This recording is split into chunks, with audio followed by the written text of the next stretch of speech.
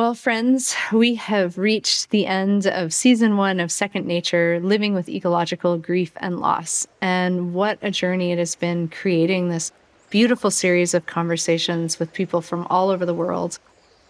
who do just absolutely incredible work and who I really have learned so much from, both before they were invited onto the show and then especially during the show, and having the opportunity to have these in-depth conversations with people and to really talk about their personal experiences with ecological grief and loss, as well as the work that they're doing in the world, the ways that they're trying to connect with others, that they're trying to support their own grief and the grief of others, and the ways that they're moving to make significant change in this world.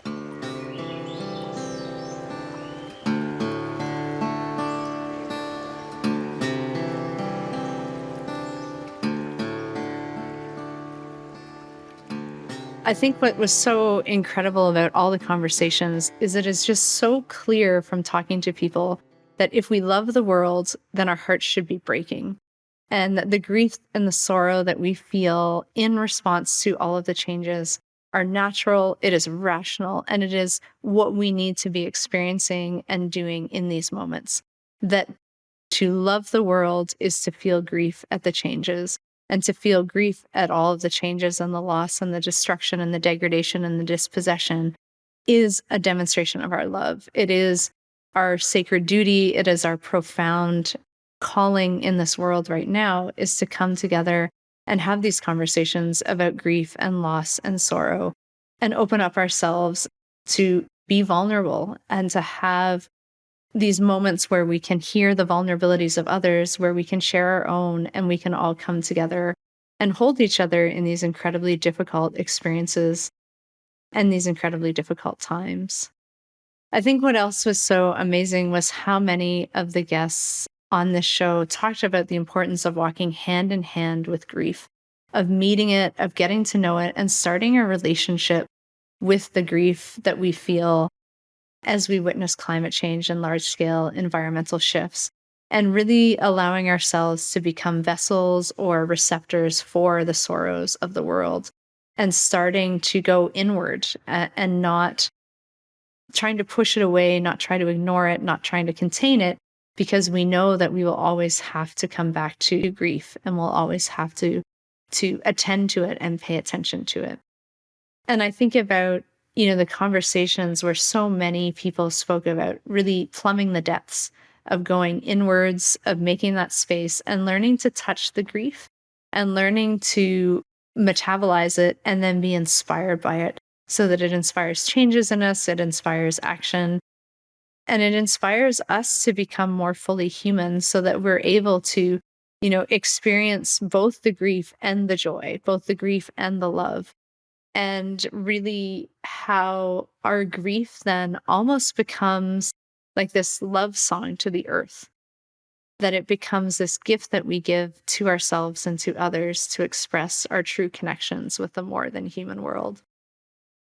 I was also so struck about the relationship between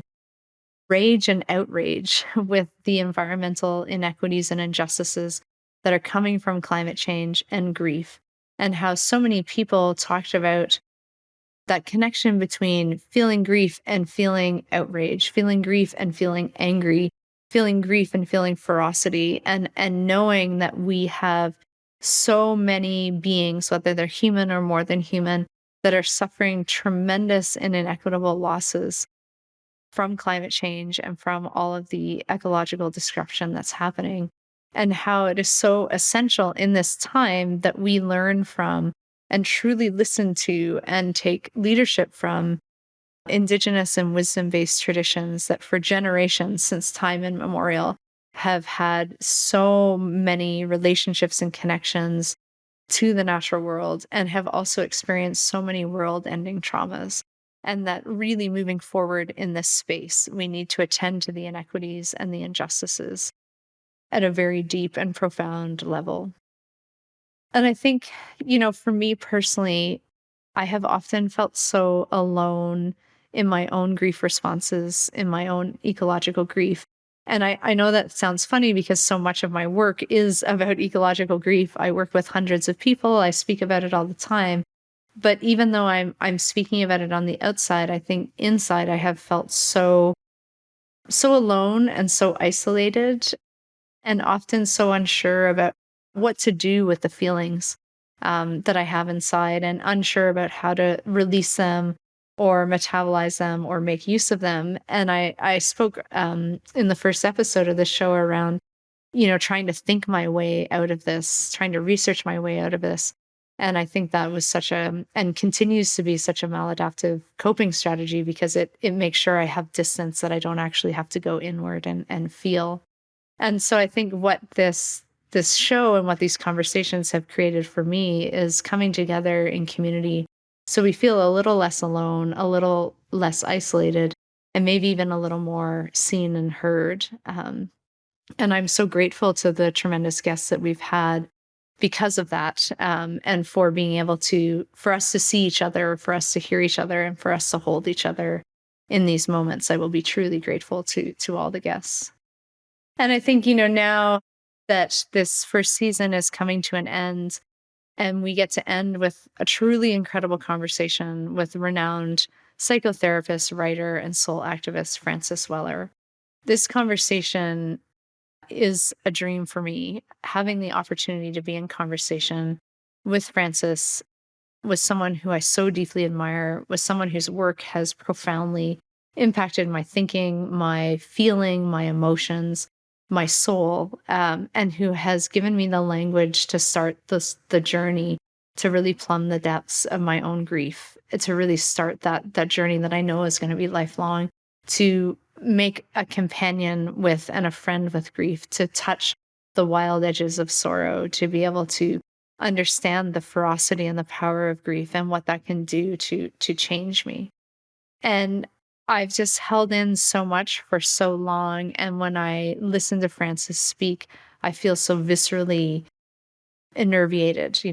My entire body responds to what he is encouraging us to do, to become vulnerable, to reveal layers, to speak our sorrow, to share the bits of ourselves that no one has asked us about before. And importantly, to start tenderly and gently touching the edges of our grief and sorrow, and just be able to feel and be able to sit with that, and to start to create a relationship with this grief, so that we can start to move through and allow it to change us, and allow it to bring action. The conversation that Frances and I had is wide ranging. It's beautiful, it's sorrowful, it's profound. In one part, we discuss how there are no answers, but only responses. And so I think for me, what Second Nature has been this season is not about finding the answers, but about finding the diverse responses that we can all have in this world. And each one of the incredible guests that we welcomed to this show has shown a diversity and a depth of responses, and has shown what you can do when you face grief head on, when we start to have these conversations, when we share them, when we come together and we do this work. And so, as I've always ended,